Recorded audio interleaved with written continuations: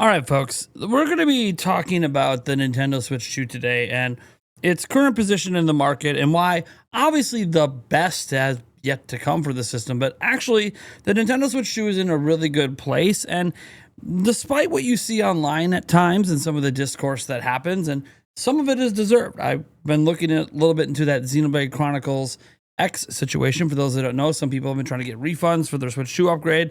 There's some wonky things happening, mostly with the upscaling of that game.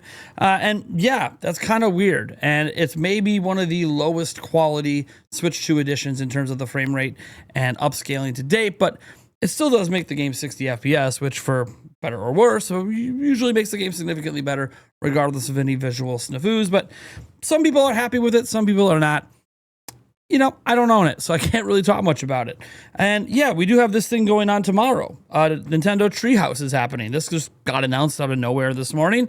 Join us February 24th at 2 p.m. Pacific for a new Treehouse live presentation featuring hands-on gameplay, a Super Mario Bros. Wonder, and Switch 2 edition, of course, with Bella Bella Park and Pokopia, right? And Pokemon Pokopia is probably the biggest highlight of this. This game's coming out, I think, next week. Like, it's coming really, really soon. So yeah, Pokemon Pokopia, Mario Bros. Wonder, those are like the games coming out next month, and they're doing a really, really long presentation. This is like an 90-minute presentation. I don't know if it's going to be split down the middle, like 40 minutes each, or if it's going to be like an hour of Pokopia, and then, 20 minutes of Mario Bros. Wonder, or if they're just going to do, we have no idea. Obviously, we have no idea how they're going to split it up.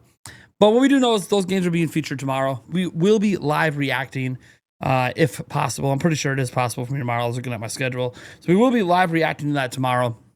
And that's really exciting, just on the surface level.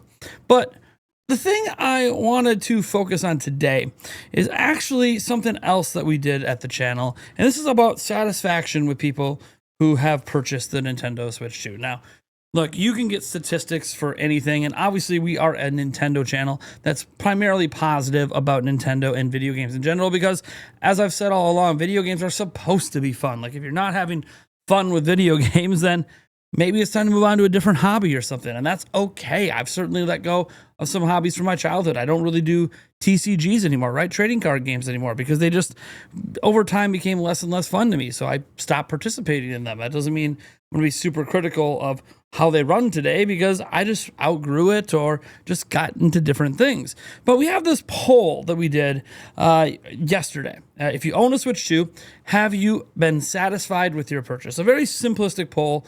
It's got 4,000, nearly 5,000 votes. And you can see 80% of people are just satisfied, period. No regrets. They're really happy they have the system. 14%, they're kind of on the fence, not really sure. And then 5%, and obviously you notice there's a percent missing in there. It's somewhere split between all of those. But 5% regret buying it. So there is that smidge of buyer's remorse. But for the most part, a vast majority of people are happy with their purchase, or at least on the fence, but definitely happy with that 80%. And what's interesting here is Nintendo got us to this point without really having any major release since Donkey Kong Bonanza exclusively last year. Now, this isn't to knock Kirby Air Riders, this isn't to knock Mario Tennis Fever or Age of Imprisonment or even Dragon Drive. These are all exclusive titles that Nintendo has published since Donkey Kong Bonanza. And this isn't to do things like knock Pokopia coming up, which is actually probably the next major release and possibly a major system seller. It is a Switch 2 exclusive. Makes a lot of sense that they're going to actually feature it in a Treehouse, because they're going to heavily market that game. They're going to talk about it today. It's going to be at the Pokemon Presents on Friday, and it's going to just come out next week, and it could be massive. It could be a 10 plus, 20 plus million seller overall. It could have a long shelf life and sell for a lot of years. We'll have to wait and see. Obviously, trying to project something like this is really hard for me. I'm not like deep into the cozy game market, but all the hands-on previews were glowing, and now we'll see what people feel like when we see even more of the game tomorrow, if people's impressions are still glowing about the game. And obviously, when the reviews drop, what happens if this game reviews extremely well on top? Man, suddenly, you got to start thinking that this game could actually take off. That being said, the state of the Switch 2, I feel, is in an interesting place, because when you're on the internet, it's very, very easy to run into a lot of discourse. It's very easy to come across a lot of negativity, and it's been this way since before the system came out. And it doesn't matter that, I'll just give like a recent example. This is just based on a news headline. PlayStation 5 outsold the Nintendo Switch 2, according to Circana, in the month of January. Now, you might go, well, okay, that is a little weird. One's a 5-year-old platform, one's a brand new platform. We're outside of the holiday season with all those discounts. So how is that still happening? Like, how?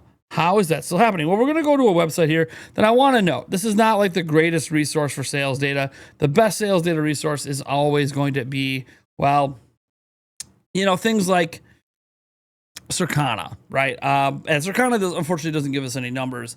But we could just kind of look at something that I wanted to show here, and this is based on sales projections. We don't have perfect numbers here.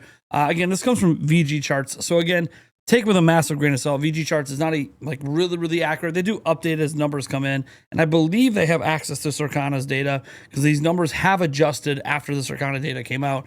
But it does show PlayStation 5 obviously outselling Switch 2.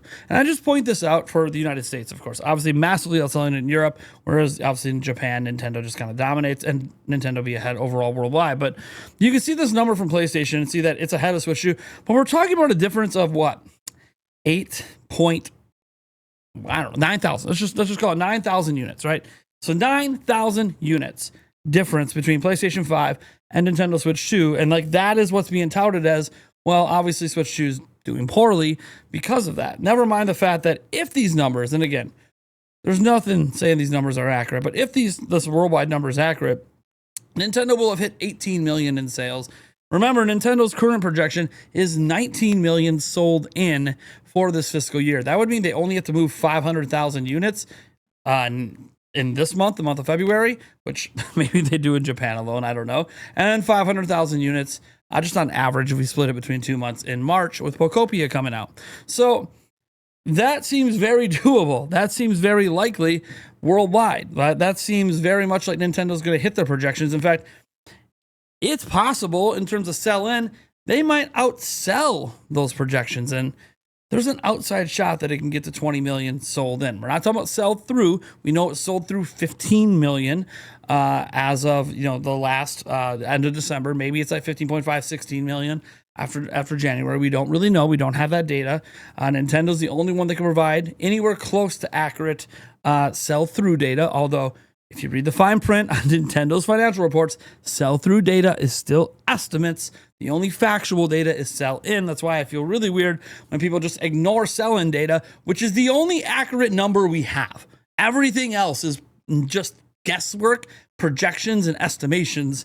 Sell-in is not, because Nintendo knows exactly how many units they sold to retail and direct to consumer through their website, because Nintendo already made the money on those units. They have to account for them in their pocketbooks, in their ledgers, in their finances and accounting. They got to account for that. So it's the only accurate number we have. Sell-through is always an estimate, because it's really hard to track the sales of individual retailers, small mom and pop shops, stuff all over the place, online sales. It's really hard to track. Even Circana is technically, well, there is some data in there. There is also a lot of estimation going on. And Matt Piscatella talked about that over on the Install Base forums about a month ago. Matt Piscatella being the guy who runs that section of the, I was about to say MPD, but Circana. They're not called the MPD anymore. But he runs the gaming sector for Circana. Okay. So what does this all mean, obviously, for Switch 2? Well, it means that Switch 2 is doing pretty good, and the people that own it seem to be pretty happy. And I understand my poll could look completely different if Spawnwave posted it. My poll could look completely different if, say, another YouTuber who's more negative on Nintendo posts it. But what I find interesting about why I think my poll might have a little bit more weight, and you can call it bias, my poll is going to reach people that probably bought the Switch 2, right? I said in there, hey, if you bought a Switch 2, how do you feel? And my audience has been following me for Switch 2 stuff for years. So it makes a lot of sense. And my audience is likely chock full of a ton of Switch 2 owners. Whereas if Spawnwave puts the poll up, there's going to be a bunch of people voting in the poll that don't own a Switch 2, right? There's going to be people that, let's say, a channel more negative on Nintendo that's telling people not to buy a Switch 2. If they put that poll up, there's going to be a ton of people voting in that poll that also didn't buy a Switch 2. So I feel like my poll actually has a little bit of weight, just a little bit, because again, it actually is going to be highly likely people who really bought a Switch 2. Now, what's fascinating about when you consider that is there's been headlines made on less than 4,800 stuff. I mean, think about people talking about the Famitsu Most Wanted, which is based on like 1,000 people voting. We had more people vote in our poll than the Famitsu Most Wanted that gets posted everywhere. So yeah, it is still a really small chunk of people when you talk about 4.8 to 5,000 people or so, but it is not insignificant in terms of polling data to show general trends.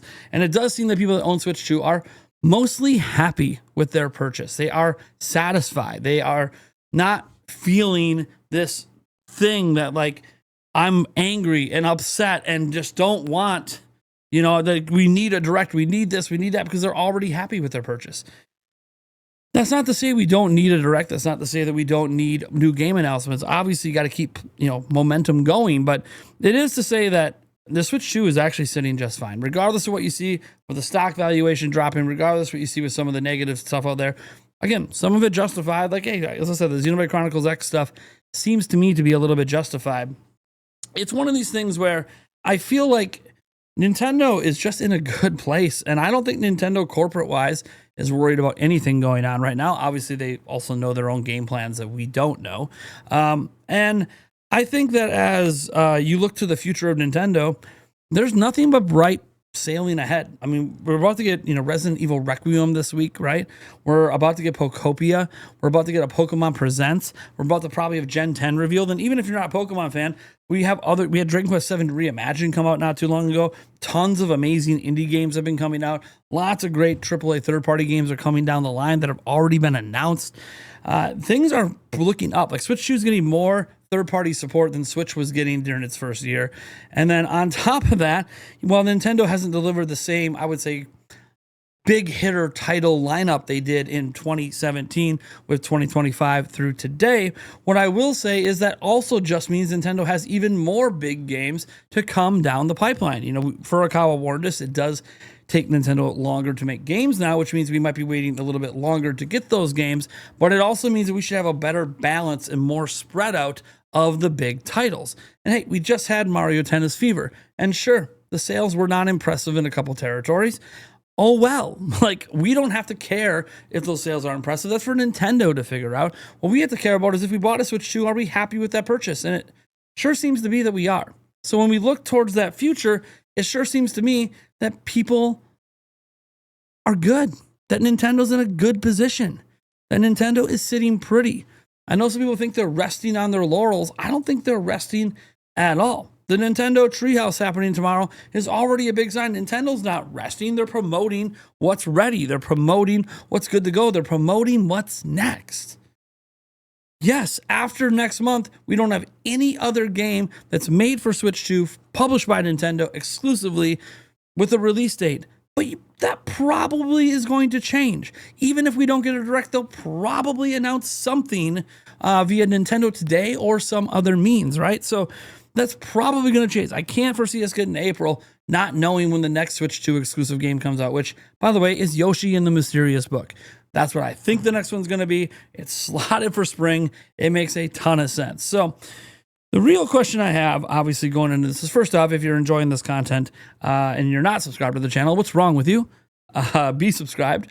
We're trying to get to 162,000 subscribers, but more than that, I just want to go back and just look at this again and just read some of the comments that people are posting. Because, yeah, not everyone's going to be happy, but I think you're going to be surprised at what people are actually thinking. So don't take my word for it. Let's look at the word of, well, all of you.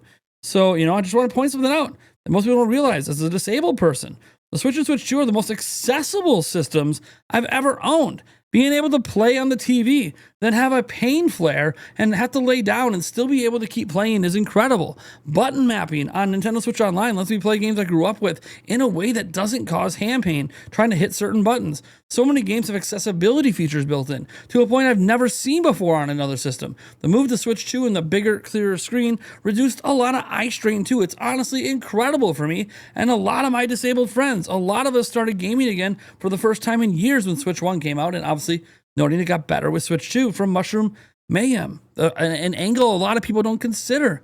the disabled gamer really enjoying the platform. Absolutely. And the best is yet to come. The entire generation is ahead of us. Like, hallelujah, amen. That's the whole point of this video. Like, I'm already happy with Switch 2 personally, and we have so many big things to come, from remakes and remasters to brand new 3D Marios and 3D Zeldas and Animal Crossing Smash Bros. And new IPs, and who knows what the hell Microsoft's working on. Absolutely. Just wish there were more big hitters, and those big hitters are going to come. That's the crazy thing.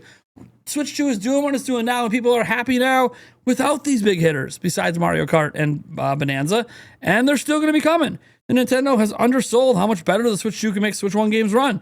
That alone has been huge. Like, that alone has been a huge selling point is, hey, the Switch 2 runs practically the entire Switch 1 library better, even without patches. That's pretty crazy. They do need more Switch 2 exclusive games. That's fair. Again, you're going to obviously see some negative comments here and there, but yes, I do agree. You could use some more exclusives. What people overlook is the Switch 2 form factor. Ability to play in handheld, tabletop, split Joy-Con, mouse, dock, plus how well it comes together as a thin tablet with, Optium to remove Joy-Cons, I think you meant option, and store the screen easily in anything is very nice. This comes from Supersonic 722. You see Connor coming in here saying yes, because the games like Mario Kart World, Kirby in the Forgotten Land, plus Starcross World, Donkey Kong Bonanza, Kirby Air Riders are really good games, and I can't wait to see what Nintendo and HAL have in store for Mario and Kirby for the Switch 2. And I'm also happy the GameCube is also on NSO. Look at just how satisfied people are. Kirby Air Riders carries for me right now. Hey, look at that. Someone using Kirby Air Riders as a selling point for the system. Very satisfied. That being said, obviously they want to see some stuff. And I think we're all at that point. We want to see some stuff, but that doesn't mean we're not happy with what we already have. It needs to be an absolute yes option.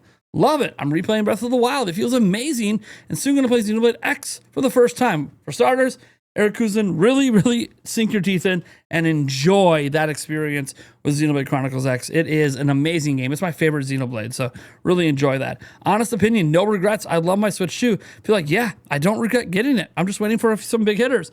Hey, the third parties. Someone bring up the third parties. They're pretty good. First party's been hitting or miss. Their marketing sends more mixed signals than ever. They need to show some good stuff. But hey, shouting out the third party. Boo Many coming in here saying, I learned of Zelda when Ocarina of Time came out. I remember watching my brother play the game. I thought the dungeons were so cool. Then I created my own file and played the game and really enjoyed it. If the game got too difficult, I go to the fishing area. Fun memories. Don't know what that has to do with Switch 2, but fun memories. I've been enjoying it as my primary platform since I prefer playing games in handheld mode and take it to work or visiting family. Plus the family loves it when we Mario Kart or Street Fighter 6. And hey, look at that, busting out ARMS and then some of the sports games. Going back to ARMS in 2026. Look at that. Yes, need more of a library of next gen. Then it's a hit. So they're happy with it. They just want more games. I don't have multiple systems and a strong love for certain Nintendo IP.